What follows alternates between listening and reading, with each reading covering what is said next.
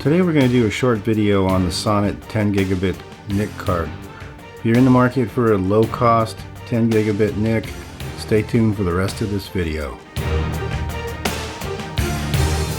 Today I want to do a short video on this Sonnet 10 gigabit card that I came across. Recently I had a issue with one of mine. This happens to be an Intel clone, and it actually stopped working on me. Not only did it stop working, but it looks like just a general poor construction of this particular card. You can see the heatsink kind of wobbling here. It's just really badly put together. So I guess it's not too much of a surprise that it actually died. This one, on the other hand, was actually constructed quite a bit better. Not only does the heatsink not move at all, it's a completely different design. If you look at the heatsink on this particular card, you'll notice that it's a little bit bigger, but also it has far less fins. This one here actually is a little bit smaller in terms of the rectangular shape, but the number of fins, and I don't know if you can see this or not, but this thing has a lot of different fins in it, giving it a different surface area completely. So it'll be interesting to see how it actually performs and if it can manage the heat as well as it needs to. So we're going to go ahead and put this thing on in my system, and then we'll run some quick tests and see how it works. Of course, the box, nothing special, but it did come with standard PCI mounting bracket and also the low profile bracket, which is the one I'm using. Since I'm using a 2U server rack based device, I need the low profile bracket. So anyway, we'll put this in, we'll give it a quick test and see how it performs. Okay, so I'm going to go ahead and put this card in. I'm happen to be using the 16 by slot only because that's all I have that will support this card.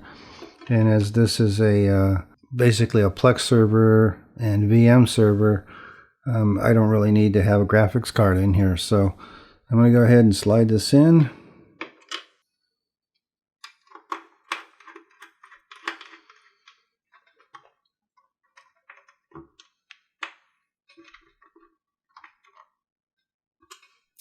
Okay, so I went ahead and installed the card, so now let's go ahead and fire this thing up and see how it works. Okay, now that we have it installed, physically installed, now it's time to install the drivers, because a lot of these new 10 gigabit cards don't get recognized automatically and don't get detected and drivers downloaded automatically. So if we take a look at the device manager, for example, it says that we have an Ethernet controller, but it doesn't recognize the drivers. So I went ahead and downloaded the drivers from Sonnet's website, and they give you basically both an x86 and an x64 driver. So we'll go ahead and install the x64 driver. Now there's a couple different ways to install it. There's the standalone drivers, which they supply for the different versions. There's the Windows installer, which basically takes care of all that for you. So it detects and puts the correct ones in, make sure that you have everything you need. So we're just going to go ahead and run that.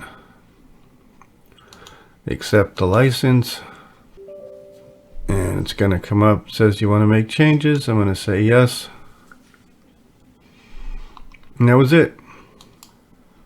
Now if we look at the device manager, we should now see the exclamation point is gone, and under network adapters we should have our Presto Solo 10 gigabit card. If we look under the advanced tab, we have all the traditional flow control and jumbo frames and numerous other settings that we can get into, which we're not going to change right now. I'm going to do a separate video on jumbo frames at a future time, because I think that merits some looking at depending on your network configuration. Go actually try to install the firmware update and see if it will actually take, or if it tells us we already have the most current version. So to do that, we're going to go back to and look at the flash version, and we'll take a look at the README text, which says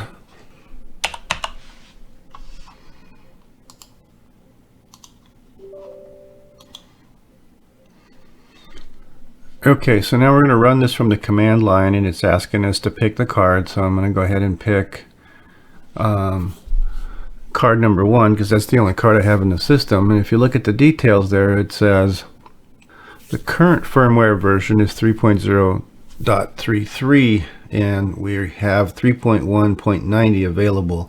So I'm going to go ahead and type in 1, and now it's theoretically upgrading the firmware. And there we have it.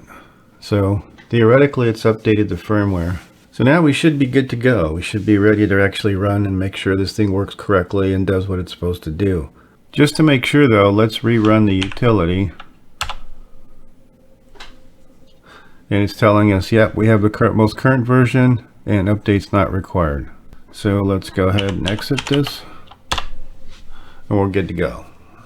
Now let's take a quick look at the device manager. It looks like the driver's still updated, so we should now be ready to go. Okay, now it's time to do some performance testing. This is certainly not going to be scientific. We're not going to do anything. We're just going to make sure that we're getting, decent performance out of the card. I know kind of approximately what I was getting from the original card, and I can compare it to other systems that have say an Intel compatible card, get an idea of what kind of performance we can expect to get from this. So let's give it a shot. Okay, now that we've installed the firmware and the latest drivers, I did have to reboot the system in order for the network to actually connect. So now it's connected and it says it's operating at the correct speed. So now let's just do a quick performance test. And again, this isn't super scientific. This is taking a set of files from a NAS unit, which supports 10 gig, through Cat7 over to a system that has an NVMe drive so that we can kind of see the performance. So I'm just going to grab a few of these files here. And let's see how it works. So you can see right away, it kicks right in. It's north of 650 into the 700s. It's probably not going to stay that way for the entire duration, but let's see how it actually performs. We're copying north of about 165 gigs, so we'll see how it works. It says it's going to be done in 4 minutes. We'll see if that actually holds true, and we'll see if it maintains that speed throughout the entire test.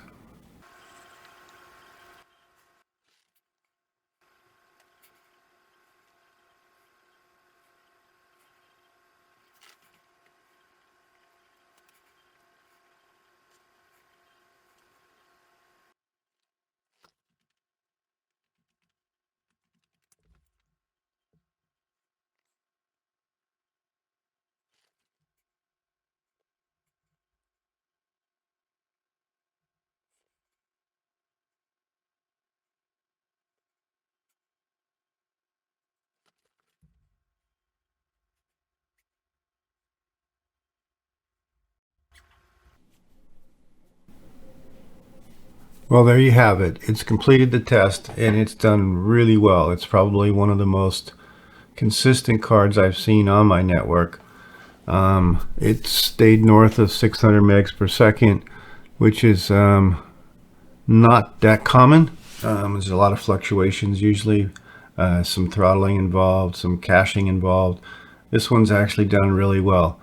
So we'll see how it performs over time. Obviously stability is critical, and I've had issues with other cards with loading drivers and doing other things like that. So this is gonna, time will tell to see how this holds up. I'm going to be obviously talking more about this card as we get into jumbo frames. I plan to do a future video on performance gains of jumbo frames. By then I'll have certainly more than a couple of weeks behind using this card, since this is a daily driver. This particular system I use on a daily basis.